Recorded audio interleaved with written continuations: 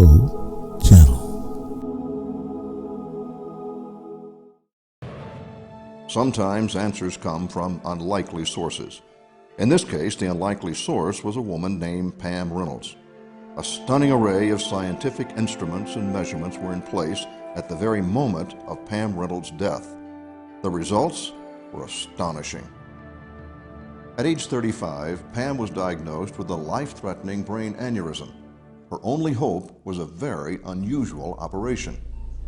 In order to fix the problem and to save her life, doctors would have to drain the blood out of Pam Reynolds' head. What's more, her body temperature would be lowered to 60 degrees. Her heartbeat and breathing would stop completely, and her brain waves would be flattened.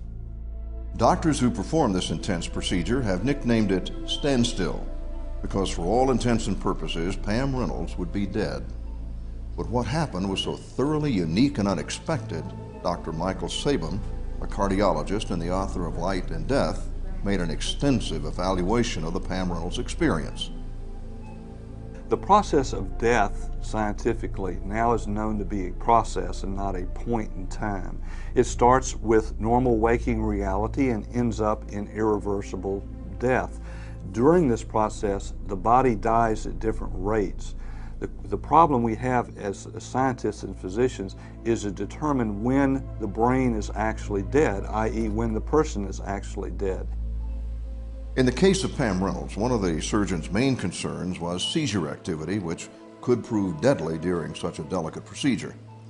To guard against this and other complications, Pam's brain and body were extensively instrumented and monitored, which makes what happened next even more intriguing. Pam told the doctors she left her body and became a spectator to what they were doing to her body.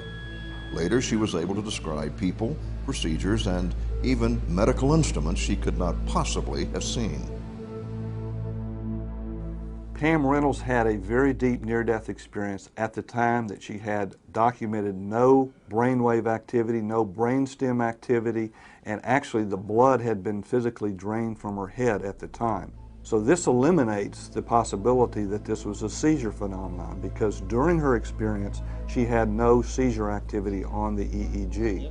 In addition, she had plugs in both of her ears, and so she could not have physically heard what was being discussed in the operating room during the surgical procedure, and she could recall the accurate discussions that were going on between the surgeons at the time that she was having her experience.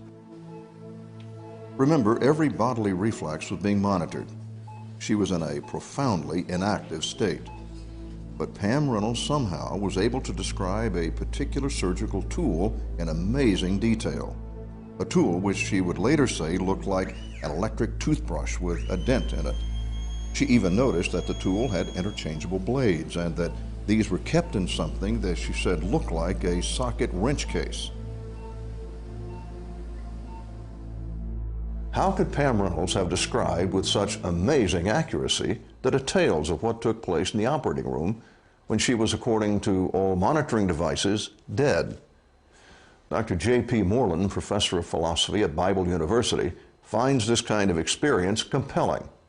The most provocative evidence for heaven from near-death experiences seems to me to be cases where people come back from near-death experiences and they have information there's no way they could have had if they had just had a physical experience while on an operating table. For example, some people come back and they're able to recount conversations that their relatives have had 5 blocks away from the hospital.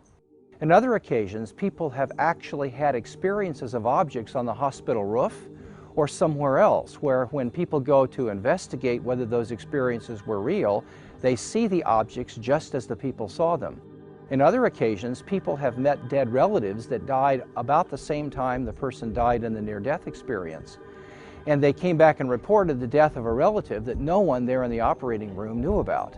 Now, this provides pretty strong evidence that something more is going on. We'd like to ask for your input. Share your opinion and expertise with us in the comments after watching the video. If you're a subscriber, you'll always get a heart from us as a small thank you, and we'll pin your important post to the top where everyone will read it first. Just make sure you've already subscribed, like the video, and mention both at the beginning of your comment.